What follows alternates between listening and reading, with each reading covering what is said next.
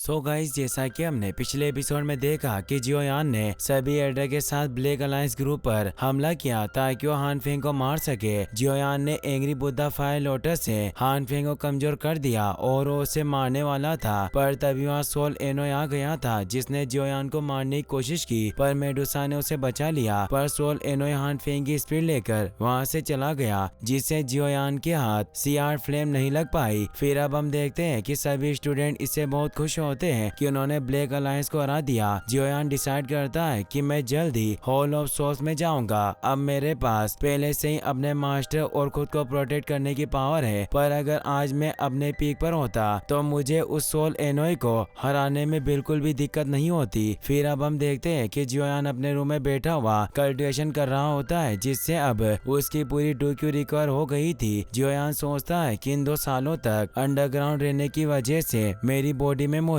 Fire poison अब पूरी तरह से खत्म हो चुका है, पर अभी भी मैं इस वालेनाट फ्लेम को अच्छी तरह से इस्तेमाल करना नहीं जानता। अगर मैं इसे फ्रीली मैनिपुलेट करना चाहूँ तो इसके लिए ग्राउंडेड अप्रोच ही सही रास्ता होगा। ये एमरल्ड फ्लेम हेवनली फ्लेम के मर्जिंग से पैदा हुई थी, इसलिए इसका हेवनली फ्लेम रैंकिंग में कोई हिस्सा नहीं है, पर मुझे इसे एक अच्छा सा नाम देना चाहिए और वो उसका नाम ग्लेज्ड लोटस हार्ट फ्लेम रखता है और सोचता है कि मैं मजबूत बनना चाहता हूँ तो मुझे जल्दी से ओनली फ्लेम मैनिपुलेट में सुधार करना होगा, अन्यथा मैं कभी जूनियर को नहीं पा सकूंगा। अब वो जूनियर का दिया हुआ स्क्रॉल बाहर निकालता है। जियोयान को याद आता है कि जूनियर ने उसे कहा था कि इस फाइट स्क्रॉल को तभी खोलना जब तुम फाइट किंग क्लास में पहुंच जाओ। जियोयान अपनी डोक्यू को एक्टिवेट करके उस स्क्रॉल को ओपन कर लेता है, जिससे जियोयान उस स्क्रॉल वर्ल्ड में पहुंच जाता है, जहाँ एक मिस्टीरियस वॉइस उसे बताती है कि एक डी क्लास हाई लेवल की गॉड फाइट टेक्निक है। लीजेंड के अनुसार इसे एशियन फाइट गॉड प्रैक्टिशनर के द्वारा बनाया गया था। इस टेक्निक की 5 सील है। पहली माउंटेन ओपनिंग सील, दूसरी सी फ्लिपिंग सील, तीसरी लैंड ओवरटर्निंग सील, चौथी स्काई बोरिंग सील, 5वीं एशियन गॉड सील। ये सारी सील एक दूसरे से इंटरलिंक्ड है। जो कोई भी इन 5 सील में महारत हासिल कर लेता है उसके पास नदियों और समुद्रों को पलटने की क्षमता होगी और वो हेवन और अर्थ को भी निगल सकता है। इस टेक्निक के पीक पर इसकी तुलना तियान क्लास की फाइट टेक्निक से की जा सकती है। अगर तुम इस सील की प्रैक्टिस करना चाहते हो तो तुम्हें कम से कम फाइट किंग क्लास में होना जरूरी है, वरना सील में फेल होने से तुम कभी इसे नहीं सीख पाओगे और तुम्हें अत्यंत पीड़ा होगी। जियोयान सोचता है कि यह बहुत स्ट्रॉन्ग टेक्निक है, तभी वहाँ बहुत सारी एनर्जी इकट्ठा होती है क्योंकि जूनियर वहाँ आ चुकी थी। जियोयान उसे देखकर बहुत खुश होता है और वो दोनों तेजी से एक दूसरे की तरफ भागते हैं। जियोयान उसे अपने गले लगा लेता है। जूनियर जियोयान से कहती है कि तुम इसको खोलने में सक्षम हो, यानी तुम फाइट किंग क्लास में पहुंच चुके होंगे। ये गॉड ऑफ सील टेक्निक मेरे कबीले की मोस्ट एडवांस फाइट टेक्निक है, इसलिए मुझे भी शुरू की 2 ही सील मिली है, बाकी की 3 सील अभी भी मेरे हाथ नहीं लगी, इसीलिए मैं तुम्हें केवल ये दोनों सील ही दे सकती हूँ। माउंटेन ओपनिंग सील की प्रैक्टिस करने के लिए फाइट किंग क्लास में होना जरूरी है और दूसरी सी फ्लिपिंग सील की प्रैक्टिस करने के लिए कम से कम फाइट एम्परर क्लास में होना चाहिए। साथ ही गॉड सील टेक्निक मेरे क्लैन की सीक्रेट इनहेरिटेंस है। अगर मेरे क्लैन हेड को पता चला कि ये लीक हो गई तो इसे वापस पाने के लिए अपने लोगों को तुम्हारे पीछे लगा देगा, इसीलिए तुम्हें मुझसे वादा करना होगा कि इसे सीखने के बाद तुम्हें इसका उपयोग सावधानी से करना चाहिए। जियोयान उसकी बात मान लेता है। जूनियर कहती है कि मुझे तुम्हारी बहुत याद आती है, मैंने तुम्हें बहुत मिस किया, तुम अपना ध्यान रखना, और वहाँ से गायब हो जाती है। जियोयान भी काफी सैड हो जाता है। वो कहता है कि जूनियर तुम मेरा इंतजार करना, कोई मुझे तुम्हें पाने से नहीं रोक सकता। फिर हम देखते हैं कि जियोयू और जियोली जियोयान के रूम में आते हैं। जियोयान पूछता है कि तुम यहाँ क्या लेने आए। जियोयू बताती है कि हम बस तुम्हें देखने आए थे, अब तुम ठीक लग रहे हो, तुम्हारी चोटें भी ठीक हो चुकी है। जियोयान पूछता है कि इन 2 सालों में सब कैसा रहा। जियोयू बताती है कि तुम्हें फ्यूचर में ट्रेनिंग करते वक्त सावधान रहना चाहिए, क्योंकि जब तुम्हें हेवनली फ्लेम ने निगल लिया उस वक्त हम होपलेस हो गए थे। अगर तुम्हें कुछ हो गया होता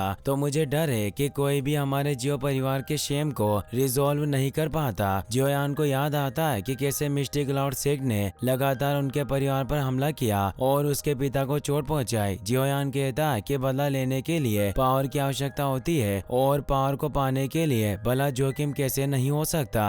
अब जियोयान उन दोनों को अपने फायर एनर्जी कार्ड देकर बताता है कि अब ये मेरे लिए यूजफुल नहीं है। साथ ही मैं अब जियानान एकेडमी में ज्यादा समय तक नहीं रुकूंगा, इसीलिए मैं तुम्हें कार्ड दे रहा हूँ। जियोयू कहती है कि तुम कहाँ जाने वाले हो। जियोयान कहता है कि मैं जियामा एम्पायर लौटूंगा, आखिर मुझे अपने यूशान के साथ दुश्मनी का अंत करना है। जियोयू कहती है कि मैं भी तुम्हारे साथ चलूंगी, क्योंकि मैं भी अपने परिवार के बचे हुए साथियों को देखना चाहती हूँ। जियोयान कहता है कि तुम जल्दी उनसे मिल पाओगी, पर अभी मैं वहाँ मिलने के लिए नहीं बल्कि मिस्टिक क्लाउड सेट के साथ ब्लडी फाइट करने जा रहा हूँ, पर उसके लिए पहले मुझे तैयारी करनी होगी। मैं जियो ली के साथ वहाँ लौटूंगा। तुम और जियो में अभी यहीं जियानान एकेडमी में रहना, यही तुम्हारे लिए सेफ जगह होगी। वो उसकी बात मान लेती है। जियो ली कहता है कि हमें जियामा एम्पायर में लौटने के लिए प्रिपरेशन करनी होगी, जिसके लिए मेरे पास एक आइडिया है। ब्लैक अलायंस बर्बाद हो चुका है, इसीलिए ब्लैक कॉर्नर रीजन केओस में है। हम इस मौके का फायदा उठाकर फेंग सिटी में ब्लैक अलायंस की जगह अपना खुद का एक गुट स्थापित कर सकते हैं, जिससे हमें सेना बनाने में सहायता मिलेगी। जियोयान कहता है कि वहाँ मौजूद सारे लोग बुरे हैं। जियोली कहता है कि अगर हम बुरे लोगों पर लगाम लगाना जानते हो तो हमें उनसे डरने की कोई जरूरत नहीं है, पर इनर एकेडमी हमेशा ब्लैक कॉर्नर रीजन के स्ट्रॉन्ग फैक्शन से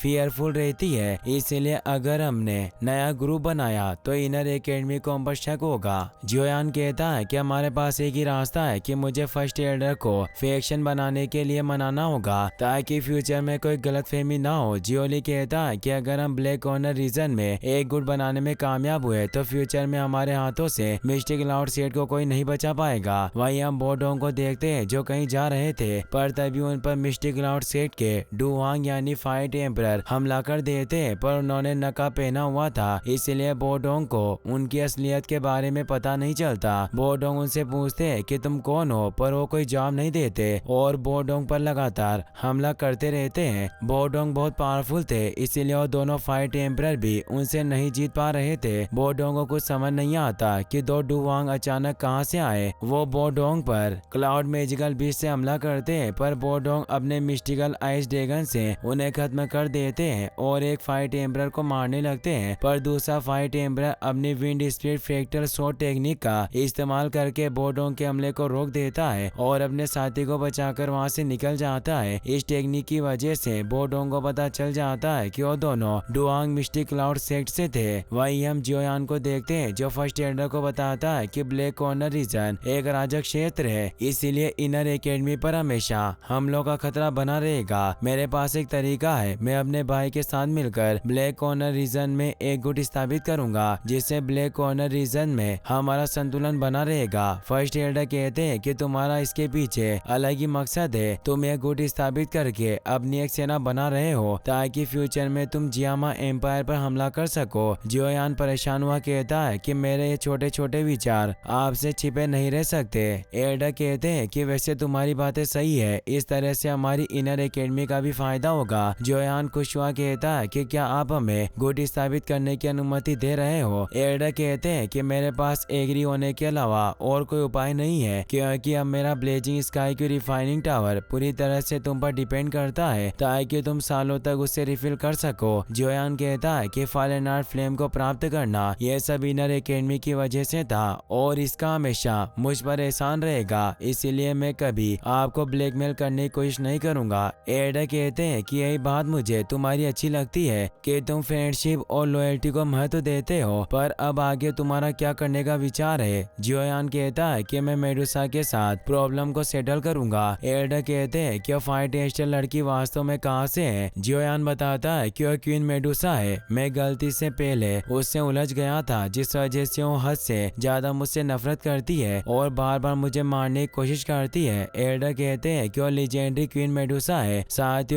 एवोल्यूशन से गुजर चुकी है, फिर भी तुमने उस महिला को उकसाने की कोशिश की। क्या तुम नहीं जानते पुराने समय में मेडुसा ने मुर्गियों की तरह लाखों लोगों को मार डाला था। जियोयान इससे थोड़ा डर जाता है, पर वो एल्डर से कहता है कि अब कुछ नहीं हो सकता, मैंने उसे नाराज किया और वहाँ से निकल जाता है। एल्डर सोचते हैं कि लड़का हमेशा जल्दी में रहता है। मैं इसे बताना चाहता था कि मेडुसा भले ही गर्म मिजाज की हो, पर एक बार काबू में होने के बाद वो अपनी मौत तक उसका साथ देगी। वैसे भी इस लड़के का लक लड़कियों के मामले में बहुत अच्छा है। वहीं हम देखते हैं कि जियोयान तेजी से जंगल की तरफ बढ़ रहा था, पर मेडुसा भी उसके पीछे होती है। जियोयान उसे सामने आने को कहता है। मेडुसा बाहर आ जाती है और उसे कहती है कि मैं यहाँ तुम्हें आसानी से मार सकती हूँ। इसी के साथ ये एपिसोड यहीं पर खत्म हो जाता है। गाइस, आपको एपिसोड कैसा लगा मुझे कमेंट बॉक्स में जरूर बताना, और अगर आप इसका नेक्स्ट पार्ट भी जल्दी देखना चाहते हो तो इस वीडियो को लाइक करने के साथ साथ चैनल को सब्सक्राइब जरूर कर ले। Thanks for watching.